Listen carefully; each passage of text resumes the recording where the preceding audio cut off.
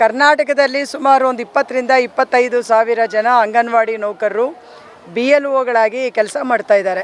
ಸುಮಾರು ಇವತ್ತು ಎಲ್ಲ ಮತದಾರರನ್ನು ಕೂಡ ಮ್ಯಾಪಿಂಗ್ ಮಾಡಿಸಬೇಕು ಅಂತ ಹೇಳಿ ಒಂದು ತಂದಿದ್ದಾರೆ. ಅಂದರೆ ಇಷ್ಟು ದಿನ ಮ್ಯಾಪಿಂಗ್ ಮತ್ತು ಪ್ರೋಜನಿ ಅನ್ನುವಂಥ ಅಂಶಗಳು ಇರಲಿಲ್ಲ. ಬಟ್ ಈಗ ಮ್ಯಾಪಿಂಗ್ ಮತ್ತು ಪ್ರೋಜನಿ ಅನ್ನುವಂಥದ್ದನ್ನು ತಂದಿದ್ದಾರೆ. ಅವರ 2002ರ ಮೂಲ ದಾಖಲೆಗಳನ್ನು ತರಬೇಕು. ಮೂಲ ದಾಖಲೆ ಅಂದರೆ ಅವರ ತಂದೆ ದಾಖಲೆಯನ್ನು ತರಬೇಕು. ಅವ್ರ ತಂದೆ ಇಲ್ಲ ಅಂದರೆ ಅವರ ಅಜ್ಜಿ ತಾತನ ದಾಖಲೆಗಳನ್ನು ತರಬೇಕು.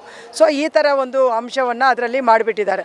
ಇದೇನೇ ನಮಗೆ ಟೆಕ್ನಿಕಲ್ ಪ್ರಾಬ್ಲಮ್ ಆಗಿದೆ. ಅಥವಾ ಯಾರು ಹೊಸದಾಗಿ ಸೇರ್ಪಡೆ ಮಾಡಬೇಕು, ಏನೂ ದಾಖಲೆಗಳಿಲ್ಲ ಅಂಥವರನ್ನು ಮನೆಯ ಮೊಮ್ಮಗಳು ಅಂತ ಹೇಳಿ ಪರಿವರ್ತನೆ ಮಾಡಿ ಮ್ಯಾಪಿಂಗನ್ನು ಮಾಡಿದ್ದಾರೆ. ಸೊ ಇದು ತುಂಬಾ ಒಂದು ರೀತಿಯ ಹೇಳ್ಬೋದಾದರೆ ಕಾನೂನು ಬಾಹಿರ ಅಂತ ಹೇಳ್ಬೋದು. ಆದರೆ ಈ ಕಾನೂನು ಬಾಹಿರ ಕೆಲಸಕ್ಕೆ ಉತ್ತೇಜನ ಕೊಟ್ಟವರು ಯಾರು ಅಂತ ಹೇಳಿದರೆ ಸ್ಥಳೀಯ ಚುನಾವಣಾ ಅಧಿಕಾರಿಗಳೇ ಇದನ್ನು ಎನ್ಕರೇಜ್ ಮಾಡಿದ್ದಾರೆ. ಇದರಿಂದಾಗಿ ಮತದಾರರು ತಮ್ಮ ಒರಿಜಿನಲ್ ಮತವನ್ನು ಕಳ್ಕೊಳ್ತಾರೆ. ಮತ್ತು ಎರಡನೇದು ಅಂಗನವಾಡಿ ನೌಕರರನ್ನು ಒಂದು ರೀತಿ ಅಪರಾಧಿಗಳು ಅನ್ನುವ ರೀತಿ ಒಳಗಡೆ ಪ್ರತಿಬಿಂಬಿಸ್ತಾರೆ. ಅವ್ರಿಗೆ ಯಾವ ರೀತಿಯಲ್ಲೂ ಬೇಕಾದ್ರೂ ಲೀಗಲ್ ಪನಿಷ್ಮೆಂಟ್ ಕೊಡುವಂಥ ಒಂದು ಅವಕಾಶಗಳು ಇದರಲ್ಲಿ ಬಹುತೇಕ ಎದ್ದು ಕಾಣಿಸ್ತವೆ. ಕರ್ನಾಟಕದಲ್ಲಿ ಸುಮಾರು ಒಂದು 20 ರಿಂದ 25 ಸಾವಿರ ಜನ ಅಂಗನವಾಡಿ ನೌಕರರು BLOಗಳಾಗಿ ಕೆಲಸ ಮಾಡ್ತಾ ಇದ್ದಾರೆ.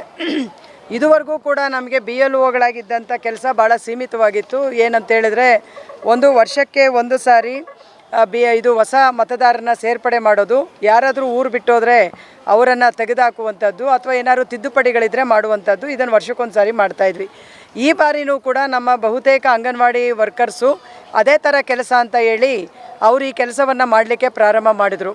ಆದರೆ ಈಗ ಈ ಒಂದು ಮತದಾರರ ತೀವ್ರ ಪರಿಷ್ಕರಣೆ SIR ಅಂತೇಳಿ ಬಂದಿರೋ ಹಿನ್ನೆಲೆ ಒಳಗಡೆ ಸುಮಾರು ಇವತ್ತು ಎಲ್ಲ ಮತದಾರರನ್ನು ಕೂಡ ಮ್ಯಾಪಿಂಗ್ ಮಾಡಿಸ್ಬೇಕು ಅಂತ ಹೇಳಿ ಒಂದು ತಂದಿದ್ದಾರೆ. ಅಂದರೆ ಇಷ್ಟು ದಿನ ಮ್ಯಾಪಿಂಗ್ ಮತ್ತು ಪ್ರೋಜನಿ ಅನ್ನುವಂಥ ಅಂಶಗಳು ಇರಲಿಲ್ಲ. ಬಟ್ ಈಗ ಮ್ಯಾಪಿಂಗ್ ಮತ್ತು ಪ್ರೋಜನಿ ಅನ್ನುವಂಥದ್ದನ್ನು ತಂದಿದ್ದಾರೆ. ಸೊ ಇವತ್ತಿಗೆ 5,04,86,796 ಜನರನ್ನು ಮ್ಯಾಪಿಂಗನ್ನು ಇವತ್ತು ಕಂಪ್ಲೀಟ್ ಮಾಡಲಾಗಿದೆ. ಸೊ ಇದರಲ್ಲಿ ಮತ್ತೆ ಪ್ರೋಜನಿ ಅನ್ನುವಂಥದ್ದನ್ನು ಮಾಡಬೇಕು. ಪ್ರೋಜನಿ ಅಂತ ಅನ್ನೋದಾದರೆ 2002ರಿಂದ ಈಚೆ ಯಾರು ಮತದಾರರಿದ್ದಾರೆ ಆ ಮತದಾರರನ್ನು ದಾಖಲೆಗಳನ್ನು ಪರಿಶೀಲನೆ ಮಾಡಬೇಕು. ಅವರು ದಾಖಲೆ ಪರಿಶೀಲನೆ ಮಾಡಬೇಕಾಗಿಲ್ಲ ಅಂತ ಹೇಳ್ತಾರೆ. ದಾಖಲೆ ಪರಿಶೀಲನೆ ಮಾಡದೆ ಅವರನ್ನು ಆ್ಯಡ್ ಮಾಡೋದು ಹೇಗೆ? ಸೊ ಆ ಥರದ್ದಲ್ಲ ಅದು.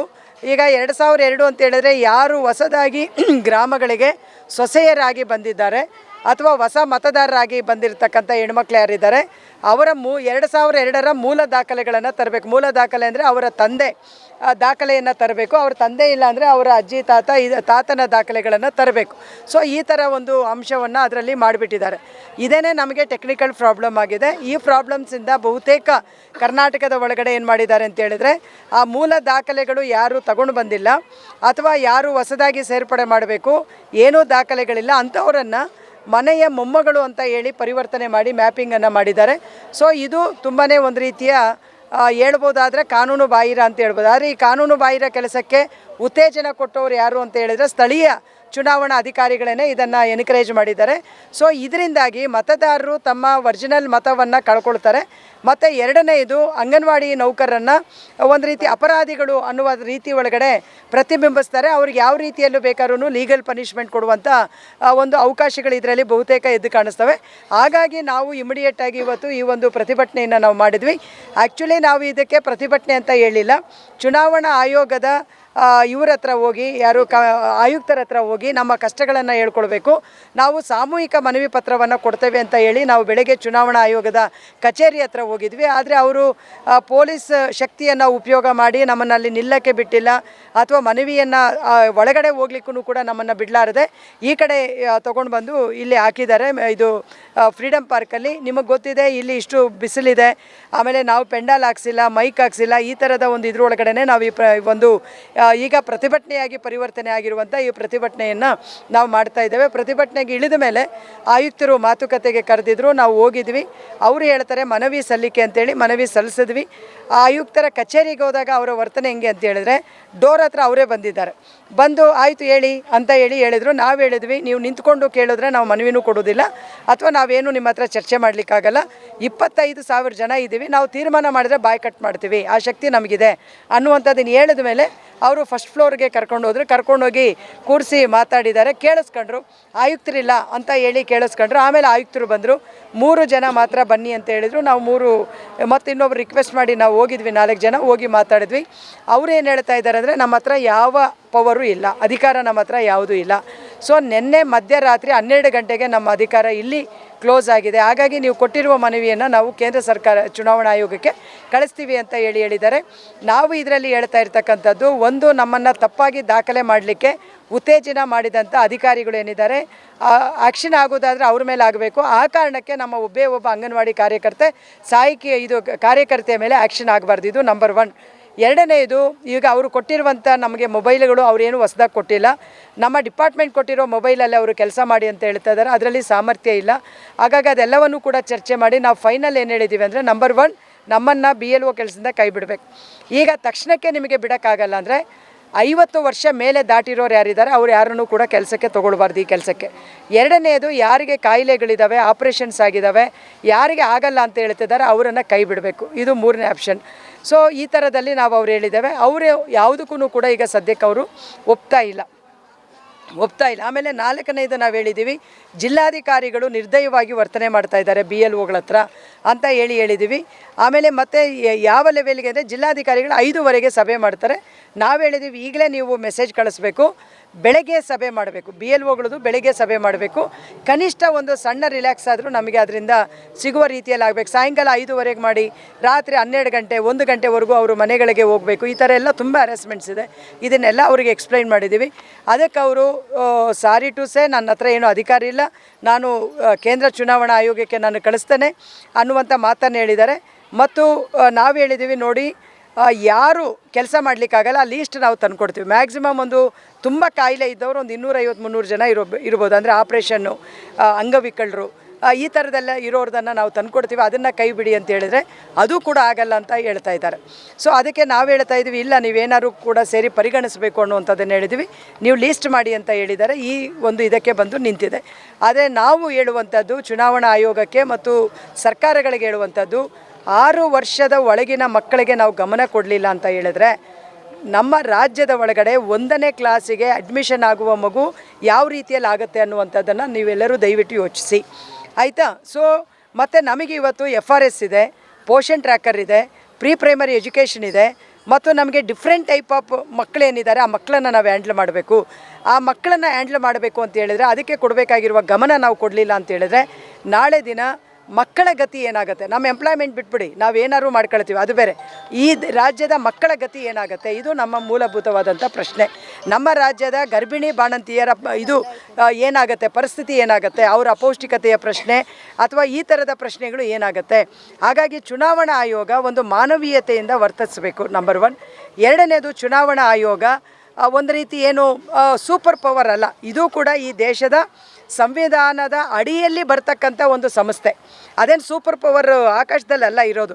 ಚುನಾವಣಾ ಆಯೋಗದವರು ಕೂಡ ನಾವು ಹೆಂಗೆ ಒಂದು ಮನುಷ್ಯ ಅಂತ ಹೇಳ್ತಾರೆ, ಅವರು ಕೂಡ ಮನುಷ್ಯರೇ. ಹಾಗಾಗಿ ಆ ಮನುಷ್ಯತ್ವವನ್ನು ಇಟ್ಕೊಂಡು ಇದನ್ನು ಹ್ಯಾಂಡಲ್ ಮಾಡಬೇಕು ಅನ್ನೋದನ್ನು ನಾವು ಈ ಮುಖಾಂತರವಾಗಿ ಒತ್ತಾಯ ಮಾಡ್ತಾ ಇದ್ದೀವಿ. ಈಗ ಅವರು ನಮಗೊಂದು ಫಿಗರ್ ಕೊಟ್ಟಿದ್ದಾರೆ, ನಮಗೆ ಥ್ಯಾಂಕ್ಸ್ ಹೇಳ್ತಾರೆ. ನೋಡಿ, ನಿಮ್ಮೆಲ್ಲರ ಸಹಕಾರದಿಂದ ನಾವು ಇಷ್ಟು ದೊಡ್ಡ ಪ್ರಮಾಣದ ಮ್ಯಾಪಿಂಗನ್ನು ಮಾಡಲಿಕ್ಕೆ ನಮಗೆ ಸಾಧ್ಯ ಆಗಿದೆ ಅನ್ನುವಂಥದ್ದನ್ನು ಹೇಳುವಂಥ ಚುನಾವಣಾ ಆಯೋಗ. ಇದರಿಂದ ಇರ್ತಕ್ಕಂಥ ಈ ಹೆಣ್ಣುಮಕ್ಕಳ ಕಷ್ಟ ನಿಮಗೆ ಹೇಳ್ತೀನಿ. ನಮ್ಮ ಅಂಗನವಾಡಿ ವರ್ಕರ್ಸೇ ವರ್ಷಕ್ಕೆ 3 ಸಾರಿನೇ ಸರ್ ನಮಗೆ ಸಂಬಳ ಬರೋದು. 3 ತಿಂಗಳಿಗೆ 4 ತಿಂಗಳಿಗೆ ಒಂದೇ ಸಾರಿ ನಮಗೆ ಸಂಬಳ ಬರೋದು, ಆಯಿತಾ? ಯಾವ ದುಡ್ಡು ಹಾಕ್ಕೊಂಡು ನಾವು ಈ ಕೆಲಸಗಳನ್ನ ಮಾಡಬೇಕು? ಯಾವ ದುಡ್ಡು ಹಾಕ್ಕೊಂಡು ನಾವು ಕೆಲಸ ಮಾಡಬೇಕು, ಆಯಿತಾ? ಈಗ ಒಬ್ಬ ವರ್ಕರ್ ಬಂದು 3 ಆಪ್ರೇಷನ್ ಆಗಿದೆ. ಆ ಎಮ್ಮ ನೋಡೋಕೆ ಅನ್ಫಾರ್ಚುನೇಟು ಇದು ಸಣ್ಣ ಇದ್ದಾಳೆ, ಬೆಳ್ಳಗೆ ಕಾಣಿಸ್ತಾಳೆ, ಹಂಗಾಗಿ ನಿಮಗೇನು ಕಾಯಿಲೆ ಇಲ್ಲ ಅಂತೇಳಿ ಈ ರೀತಿಯಲ್ಲಿ ಹೇಳೋದಿದ್ರೆ, ನಿಮಗೆ ಗೊತ್ತಿರಬೇಕು, ಕ್ಯಾನ್ಸರು 3rd ಸ್ಟೇಜ್ಗೆ ಹೋಗೋವರೆಗೂ ಕ್ಯಾನ್ಸರ್ ಇದೆ ಅಂತ ಗೊತ್ತಾಗಲ್ಲ. ಬಹುತೇಕ ಹೆಣ್ಮಕ್ಳಿಗೆ ಇವತ್ತು ಕ್ಯಾನ್ಸರ್ ಬರ್ತಾ ಇರೋದು ಗರ್ಭಚೀಲಕ್ಕೆ ಬರ್ತಾ ಇದೆ. ಗರ್ಭಚೀಲಕ್ಕೆ ಬರೋದ್ರಿಂದ ನಾವು ಮಂತ್ಲಿ ಪೀರಿಯಡ್ ಆಗೋದ್ರಿಂದ ಬ್ಲೀಡಿಂಗ್ ಜಾಸ್ತಿ ಆಗುತ್ತೆ, ಆಯಿತಾ? ಬ್ಲೀಡಿಂಗ್ ಆಗೋದ್ರಿಂದ ಇವ್ರೇನು ಹೇಳ್ತಾರೆ, ಗರ್ಭಕೋಶದ ಸಮಸ್ಯೆ ಇದೆ ಅಂತೇಳಿ ಚೆಕಪ್ ಮಾಡೋಕ್ಕೆ ಹೋಗ್ತಾರೆ, ಕ್ಯಾನ್ಸರ್ ಅಂತ ಹೇಳಿ ಮಾಡೋಕ್ಕೆ ಹೋಗಲ್ಲ. ಕ್ಯಾನ್ಸರ್ ಅಂತ ಯಾವಾಗ ಫೈನಲ್ ಸ್ಟೇಜಲ್ಲಿ ಗೊತ್ತಾಗುತ್ತೆ. ಎಷ್ಟು ಜನ ಹೆಣ್ಮಕ್ಳು ಆ ಒಂದು ಕಷ್ಟದಲ್ಲಿ ನರಳುತ್ತಾ ಇದ್ದಾರೆ. ಆ ರೀತಿಯಲ್ಲಿ ನರಳುವಂಥ ಹೆಣ್ಮಕ್ಳನ್ನು ಕೂಡ ಏನು ನಾವು ಮುಟ್ಟಾಗಿರೋದನ್ನು ಓಪನ್ ಮಾಡಿ ನೋಡಿಸ್ಬೇಕಾ ಎಲೆಕ್ಷನ್ ಕಮಿಷನ್ಗೆ? ಇನ್ನು ನಮ್ಮ ಹತ್ರ ಇರೋದು ಅದೊಂದೇ ಈಗ. ಸೊ ಹಾಗಾಗಿ ಇದನ್ನು ಹೆಣ್ಮಕ್ಳು ಅನ್ನೋದನ್ನು ನೀವು ಮೊದಲು ಪರಿಗಣಿಸಿ. ಆಯಿತಾ. ಸೊ ಎರಡನೇದು, ನೀವೇನು ಫೆಸಿಲಿಟಿ ಕೊಟ್ಟಿದ್ದೀರಾ ನಮಗೆ? ಮೊಬೈಲ್ ಕರೆನ್ಸಿ ಇಲ್ಲ, DA ಇಲ್ಲ, ಟ್ರೈನಿಂಗ್ ಕೊಟ್ಟಿಲ್ಲ ಹಾಳಾಗೋಗ್ಲಿ ಅಂತ ಹೇಳೋದಕ್ಕೆ. ಮತ್ತು ನಮ್ಮ ಹತ್ರ ಇರೋ ಮೊಬೈಲ್ಗಳಿಂದನೇ ನೀವು ಕೆಲಸ ಮಾಡಿ ಅಂತ ಹೇಳಿದ್ರೆ ಏನು ಮಾಡ್ಬೇಕು ನಾವು? ಏನು ಮಾಡ್ಬೇಕು? ಸೊ ಈ ಥರ ಇಶ್ಯೂಸು ನಮಗಿದೆ. ಸೊ ಹಾಗಾಗಿ ನಾವು ಹೇಳುವಂಥದ್ದು, ಈಗಲೂ ಕೂಡ ನಾವು ಒತ್ತಾಯ ಮಾಡ್ತಾ ಇರೋದು, ಅಬವ್ 50 ಇಯರ್ಸ್ ಯಾರಿದ್ದಾರೆ ನಂಬರ್ 1 ಎಲ್ಲರನ್ನೂ ಕೈ ಬಿಡಬೇಕು. ತಕ್ಷಣ ನಿಮಗೆ ಕೈ ಬಿಡೋಕ್ಕಾಗಲ್ಲ, ನಮಗೂ ಕೂಡ ಗೊತ್ತಿದೆ. ಅಬವ್ 50 ಇಯರ್ಸ್ ಇರೋರನ್ನ ಕೈ ಬಿಡಿ. ಕಾಯಿಲೆ ಯಾರಿಗಿದೆ, ಯಾರಿಗೆ ಮಾಡೋಕ್ಕಾಗಲ್ಲ, ಅವರನ್ನು ಕೈ ಬಿಡಿ. ಮತ್ತು ನಿಮಗೂ ಕೂಡ ಕ್ವಾಲಿಟಿ ಆಫ್ ವರ್ಕ್ ಬರಬೇಕಲ್ಲ. ಈಗ ಕಾಣಲಾರದೆ ಇರೋರನ್ನು, ಕಾಯಿಲೆ ಇರುವಂಥವ್ರನ್ನು, ಸ್ಕಿಲ್ ಇಲ್ಲದೆ ಇರುವಂಥವ್ರನ್ನು BLOಗಳಾಗಿ ನೀವೇನು ಮಾಡ್ತೀರಾ? ಈ ಆಸ್ಪೆಕ್ಟ್ ಯಾರಾದರೂ ಯೋಚನೆ ಮಾಡಿದ್ದೀರಾ ನೀವು? ವಿತೌಟ್ ಸ್ಕಿಲ್ ನೀವು ಹೆಂಗೆ ವರ್ಕ್ ಮಾಡ್ತೀರಾ? ನೀವು ವರ್ಕ್ ಮಾಡಿಸ್ತೀರಾ? ಸೊ ಹಾಗಾಗಿ ನೀವು ಈ ಎಲ್ಲ ಅಂಶಗಳನ್ನು ಕೂಡ ಪರಿಗಣಿಸ್ಕೊಂಡು ಇವತ್ತು ಒಬ್ಬ ಮತದಾರನ ಮತವನ್ನು ಕಳೆಯುವಂಥದ್ದು, ಕಾಪಾಡುವಂಥದ್ದು ನಮ್ಮ ಅಂಗನವಾಡಿ ವರ್ಕರ್ ಕೈಯಲ್ಲಿ ಇರೋದ್ರಿಂದ ಆ ವರ್ಕರ್ಗೆ ಕೊಡಬೇಕಾಗಿರುವಂಥ ರಕ್ಷಣೆ ಸವಲತ್ತು ಏನೂ ಕೊಡಲಿಲ್ಲ ಅಂತ ಹೇಳಿದ್ರೆ ನೀವೇನು ಮಾಡಲಿಕ್ಕಾಗತ್ತೆ? ಇದು ನಮ್ಮ ಕ್ವಶನ್. ಸೊ ಹಾಗಾಗಿ ನಾವು ಹೋರಾಟ ಏನು ಮಾಡಬೇಕು ಅನ್ನೋದನ್ನು ನಾವು ನಮ್ಮ ಸಂಘದ ಲೀಡರ್ಗಳೀಗ ಸಭೆ ಸೇರ್ತಾ ಇದ್ದೀವಿ. ಒಂದು ಅಭಿಪ್ರಾಯಕ್ಕೆ ಬರ್ತೀವಿ. ಅಭಿಪ್ರಾಯಕ್ಕೆ ಬಂದ ನಂತರ ನಾವು ನಿಮಗೆ ತಿಳಿಸ್ಕೊಡ್ತೀವಿ. ತುಂಬ ಜನರ ಮೇಲೆ ಕಾನೂನು ಕ್ರಮ ತಗೊಳ್ತೀವಿ ಅಂತ ಹೇಳ್ತಾರಲ್ಲ, ಅದಕ್ಕೆ ಹೇಳ್ತೀವಿ. ಈಗ ಆಲ್ರೆಡಿ ತೊಗೊಂಡಿದ್ದಾರೆ. ಬಹುಶಃ ಒಂದು 25,000 ಜನರಿಗೆ ನಾನು ನಿಮ್ಗೆ ಹೇಳ್ತೇನೆ, ಮಿನಿಮಮ್ ಅಂದರೆ ಒಂದು 5,000 ಜನಕ್ಕೆ ನೋಟಿಸ್ ಕೊಟ್ಟವ್ರು. 5,000 ಜನಕ್ಕೆ ಏನಂತ, ಜೈಲಿಗೆ ಹಾಕಬಹುದು ನಿಮ್ಮನ್ನು ಅಂತಲೇ ನೋಟಿಸ್ ಕೊಟ್ಟಿದ್ದಾರೆ. ಜನಪ್ರತಿನಿಧಿ ಕಾಯ್ದೆ ಪ್ರಕಾರ ಅಂತಲೇ ಕೊಟ್ಟಿದ್ದು ನೋಟಿಸ್, ಹಂಗೆ ಕೊಟ್ಟಿದ್ದಾರೆ. 2 ತಿಂಗಳಿಂದ 30 ಇಷ್ಟು ವರ್ಷ ತನಕ ನಿಮ್ಮನ್ನು ಜೈಲಿಗೆ ಹಾಕ್ಬೋದು ಅಂತ ನೋಟಿಸ್ ಕೊಟ್ಟಿದ್ದಾರೆ. ಆಲ್ರೆಡಿ ಉಡುಪಿ ಜಿಲ್ಲೆಯಲ್ಲಿ 4 ಜನರನ್ನು ಕೆಲಸದಿಂದ ತೆಗೆದುಹಾಕಿದ್ದಾರೆ. ಓಕೆ, ಇದೆಲ್ಲನೂ ಕೂಡ ನಡೀತಾ ಇದೆ. ಆದರೆ ನಾವು ಜಗ್ಗಲ್ಲ, ನಾವು ವಿನಂತಿ ಮಾಡ್ತಾಯಿದ್ದೀವಿ, ಚುನಾವಣಾ ಆಯೋಗದ ಹತ್ರ ವಿನಂತಿ ಮಾಡ್ತಾಯಿದ್ದೇವೆ. ಓಕೆ, ಸೊ ಈಗ ಅದಕ್ಕೆ ನಾವು ಸಭೆ ಸೇರ್ತೀವಿ. ನಮ್ಮೆಲ್ಲ ಜನರದು BLOಗಳದ್ದು ಅಭಿಪ್ರಾಯ ತೊಗೊಳ್ತೀವಿ. ಏನು ಮೆಜಾರಿಟಿ ಅಭಿಪ್ರಾಯ ಬರ್ತದೆ ಅದರ ಪ್ರಕಾರದಲ್ಲಿ ನಾವು ಮುಂದಿನ ನಡೆಯನ್ನು ನಾವು ತೀರ್ಮಾನ ಮಾಡ್ತೀವಿ. ಆದರೆ ಮುಂದಿನ ವರ್ಷ ಅಂಗನವಾಡಿ ವರ್ಕರ್ಸನ್ನು BLOಗಳಾಗಿ ಕಲ್ಪಿಸ್ಕೊಳ್ಳೋಕ್ಕೂ ಚುನಾವಣಾ ಆಯೋಗಕ್ಕೆ ಆಗಬಾರ್ದು. ಆ ರೀತಿಯ ಕೆಲಸ ನಾವು ಮಾಡ್ತೀವಿ, ಹೋರಾಟ ನಾವು ಮಾಡ್ತೀವಿ. ನಮ್ಮ ಕಾರ್ಯಕ್ರಮಗಳನ್ನು ನೀವು ನೋಡ್ತಾ ಇದ್ರೆ ನಮ್ಮ ಚಾನೆಲ್ ಅನ್ನ ಸಬ್ಸ್ಕ್ರೈಬ್ ಮಾಡಿ, ಪಕ್ಕದ ಬೆಲ್ ಐಕಾನ್ ಒತ್ತಿ ನಮ್ಮನ್ನ ಬೆಂಬಲಿಸಿ. ಹಾಗೆ ನಮ್ಮ ಕಾರ್ಯಕ್ರಮಗಳನ್ನ ಲೈಕ್ ಮಾಡಿ, ಕಮೆಂಟ್ ಮಾಡಿ, ಅದನ್ನ ಬೇರೆಯವರಿಗೂ ವಾಟ್ಸ್ಆಪ್ ಮೂಲಕ ಶೇರ್ ಮಾಡಿ.